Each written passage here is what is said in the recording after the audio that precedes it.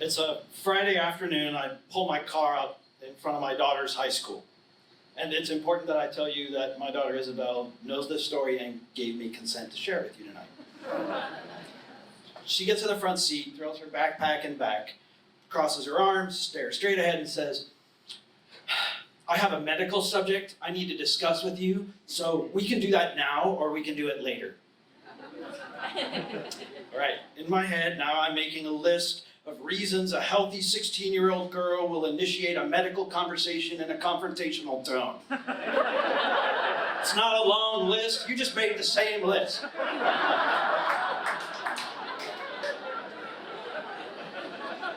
There are lots of ways for her to start this conversation, right? She could say, Dad, I need to talk to you about something. No, we can do that now or we can do it later. I sort of resent that she's making it into a test, right? So if I pick now, obviously now is the right answer, then it communicates to her that what she has to say is important to me. And what she has to say is important to me, but she is being a little bully and I don't want to let her win.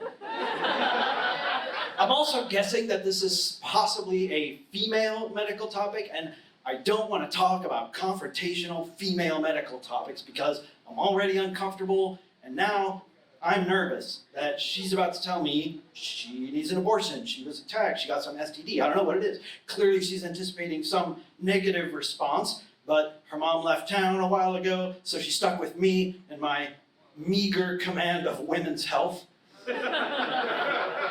I look at her and I can see she's nervous too. She's scared, which is why she's starting the conversation this way. She's being direct and being strong and taking control, which I admire. So when she says, I have a medical subject to discuss with you, it's not a test of now or later. It's a test for her to find out whether I'm actually going to listen to her and whether I'm going to create safety.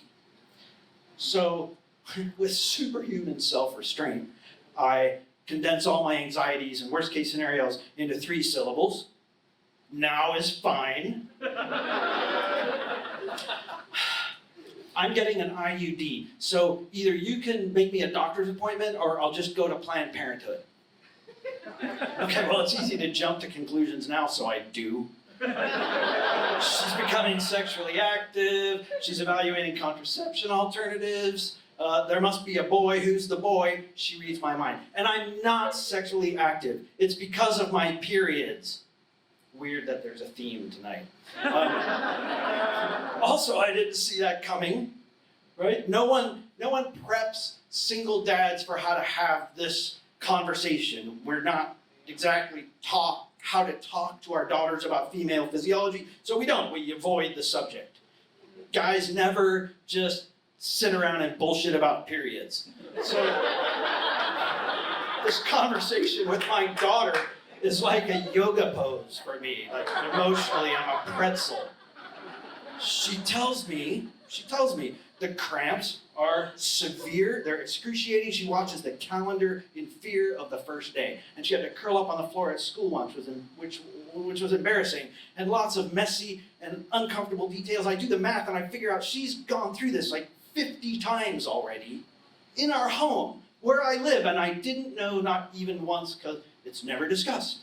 And she's done her own research on a hormonal IUD, which should make everything less severe, make her more comfortable. That's what she wants to do. I listen to every word. She is being honest and vulnerable and brave, and when she's done, I just say, okay, sweetheart, I understand. And she says, no, you don't. You don't understand until you start bleeding out of your genitals. That's what she said. I say, of course, we can make a doctor's appointment. The procedure goes fine, everything's fine. Until about a week later, she calls me from school crying on the phone. She's sobbing. Dad, I think something's wrong with my IUD. Can you please come get me? It hurts so bad. So now I'm racing to the school. I'm calling the doctor's office while I drive. I get there, a teacher has to help her into the car. She's bent over, she's crying. We get to the clinic, I help her across the parking lot. Halfway through the lobby, she can't make it. She doubles over, she's shaking and crying and pulling my arm, and I'm just standing here. I don't know what's wrong with her. I don't know how to help her. It's like an hour, and she relaxes for a minute, maybe the pain is passing, and she looks up at me and she says, I feel like I'm getting fingered by Freddy Krueger.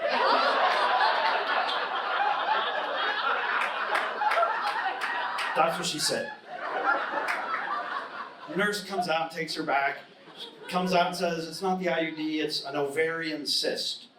I don't know what that is. Right, I don't know what that is exactly. I know what ovaries are. I'm like, does she need surgery? They just give her some drugs and send us home. And Isabelle falls asleep with her head against the window of the car, and I look over at her and I get it. That when she shares these things, when she includes me like this, it's not a test. It feels like a test to me, but to her, it's not a test, it's an invitation.